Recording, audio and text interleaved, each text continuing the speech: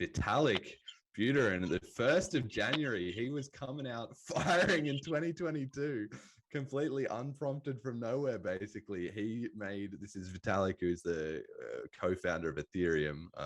For those who are not au fait with all this, but anyway, he's a huge voice in the cryptocurrency scene, and he made a thread on Twitter to start the year where he kind of reflected on some of his opinions and things from the last several years, talking about, one thing he said was that the fees on Ethereum are too high and they should be trying to bring that down, and they're working on scaling, and some of the ideas he had 5 years ago were really stupid, and some of them sort of lasted the test of time and all that.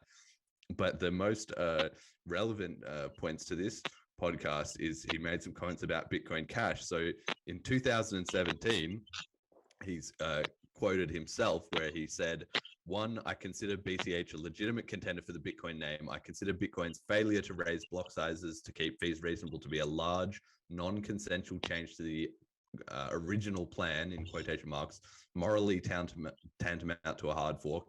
To Thamos' censorship." So at the time of the split, he was like sort of on the big block side, or he was on the BCH side in spirit, even though he was busy running Ethereum, so he wasn't really making any strong influence either way. And kind of, it's interesting in hindsight that even though he was such a prominent early Bitcoiner and he did care a lot about it, because he'd already established Ethereum as his separate thing, he's kind of been a bit on the sidelines. But in spirit, I think he's still a bit of a big blocker. So that was his thoughts in 2017. And then in January 1st of this year, as part of his thread, he said, "I was optimistic about Bitcoin Cash specifically because I agreed with the big blocker arguments in the scaling war more than the small blocker arguments.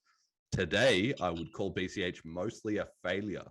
My main takeaway: communities formed around a rebellion, even if they have a good cause, often have a hard time long term because they value bravery over competence, and are united around resistance rather than a coherent way forward."